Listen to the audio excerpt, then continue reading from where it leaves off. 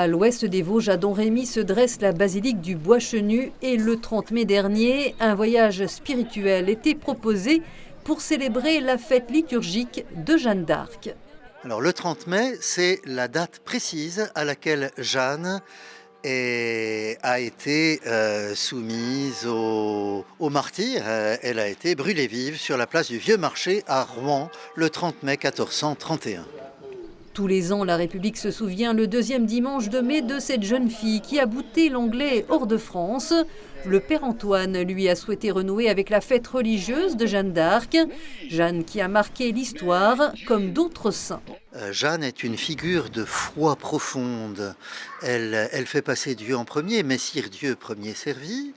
Elle accomplit les deux missions que Dieu lui a données. La première, de délivrer Orléans. La deuxième, de faire sacrer Charles VII à Reims comme roi de France. Elle accomplit les deux missions et ensuite, pendant 1 an et des poussières, elle tourne dans l'absurde jusqu'à être brûlée vive comme hérétique, apostate et relapse. Il faut quand même le faire par un tribunal d'église, s'il vous plaît. Un invité de marque était attendu, le ministre de la Culture André Malraux, qui a prononcé un discours, ou plus exactement Philippe Rousseau, comédien et bibliste, qui a déclamé ce texte du 31 mai 1964, qui réhabilitait la jeune martyre. Paris, redevenue soudain la ville de Saint-Louis, pleure avec ceux de Domrémy et de Vaucouleurs.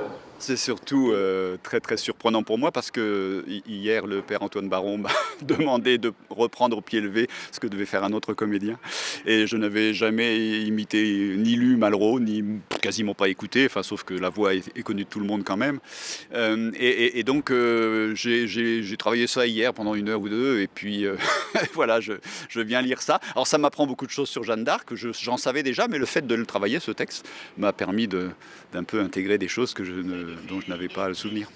Jeanne d'Arc inspire toujours ses contemporains par sa fidélité au Christ, notamment ici à Domrémy où tout a commencé. Une intuition qu'on peut appeler des voix si on veut, et puis on y va quoi. Et puis on n'a peur de rien, et puis on est au service, et puis tout ce qui s'ensuit. Face à ce paysage à côté de nous là, ça m'a fait, alors c'est pas en quelques termes que ce soit, c'est intérieurement, je me suis dit, mais là, il y a un horizon, mais au sens où un horizon dégagé, c'est-à-dire là où on peut aller. En quoi elle est moderne, Jeanne d'Arc? C'est quand même une figure du Moyen-Âge. Eh bien, aujourd'hui, on a tellement peur de tout, non? Je vais juste répondre ça. Ils étaient une 60aine de personnes à renouer avec un pèlerinage en botte de 7 lieues, comme 7 lieues joanniques. Avec cet arrêt à la fontaine des Fiévreux, c'est là que Jeanne, à 13 ans, a entendu ces voix célestes, Saint-Michel, Sainte-Catherine et Sainte-Marguerite, l'appel de Dieu pour se mettre en marche 4 ans plus tard pour la France.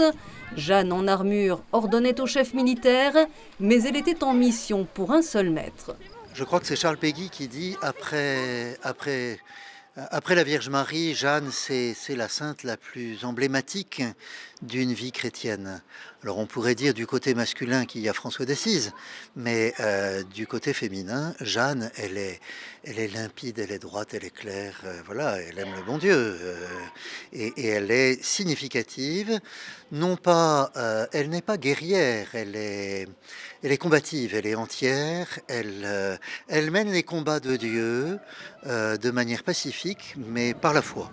Jeanne d'Arc, que l'on présente à tort comme une paysanne illettrée et qui, lors de son procès, n'a jamais renié Dieu. Il y a un tout petit moment où elle a signé un acte, je ne sais pas comment dire, d'abjuration, mais elle a signé d'une croix alors qu'elle avait convenu, d'abord elle avait appris à signer Jehanne, et elle n'a pas signé Jehanne, on pensait qu'elle ne savait pas signer, on lui a dit signer, mettez une croix. Et elle avait convenu avec tous ses chefs de guerre que quand elle signait un document avec une seule croix, ça voulait dire que c'était un faux. Et que quand c'était elle, il y avait toujours 2 croix. La jeune sainte a aussi inspiré le poète et homme de théâtre Charles Péguy, qui a écrit des œuvres moins sur son histoire que sur sa vie intérieure et le mystère de sa foi. Des textes ont été lus sur la place du village par une Jeanne d'aujourd'hui qui interprète le rôle de la pucelle à Domrémy chaque année lors d'un spectacle. Oh mon Dieu, si l'on voyait seulement le commencement de votre règne, si l'on voyait seulement se lever le soleil du jour de votre règne.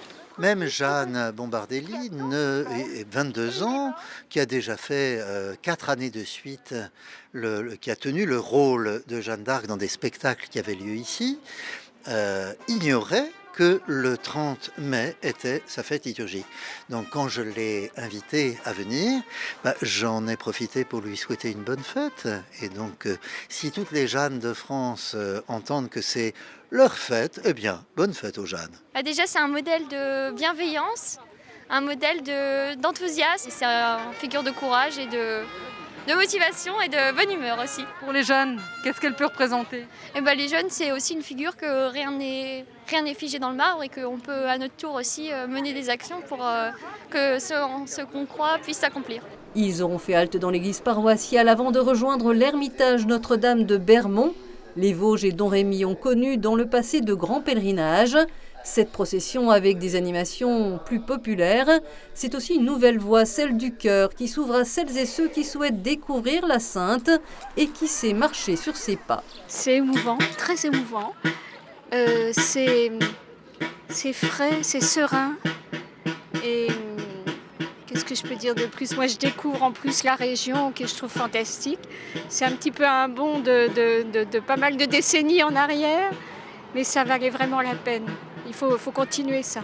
Ah, c'était formidable, c'est formidable jusqu'à présent. Hein. On marque vraiment des étapes importantes de la vie de Jeanne. Enfin, on est là depuis 2 jours et franchement, on apprend à la connaître et à l'apprécier. C'est la première fois que je viens, enfin on est là pour une autre occasion, mais c'est merveilleux, c'est émouvant, c'est touchant, ça prend dans le cœur en tout cas. Je suis revenue en amitié avec elle parce que j'avais entendu parler d'elle, comme Lorraine évidemment, comment on ne pourrait pas entendre parler de Jeanne d'Arc. Et puis je suis vraiment très heureuse de retrouver toute son histoire sous cet angle-là. C'est très joyeux, j'aime beaucoup ce que les enfants peuvent témoigner. Et puis cette jeune femme là, qui nous a proclamé ce message de Peggy là, avec force et avec énergie. C'est beau de refaire ces fêtes populaires en même temps où le spirituel se mêle au laïque et à une époque où on remet tellement de choses en question. Je voudrais ouvrir une piste et que chaque année, le 30 mai, le 30 mai, même en semaine, on puisse faire quelque chose. Là, aujourd'hui, ça tombe un dimanche, ce qui est génial, parce que c'est l'anniversaire hebdomadaire de la résurrection de Jésus. Mais le 30 mai, qu'on puisse faire quelque chose chaque année. Donc là, aujourd'hui, on ouvre. Il y aura peut-être 20 personnes, ça m'est complètement égal. L'important, c'est que on ouvre une piste et puis on verra la suite après.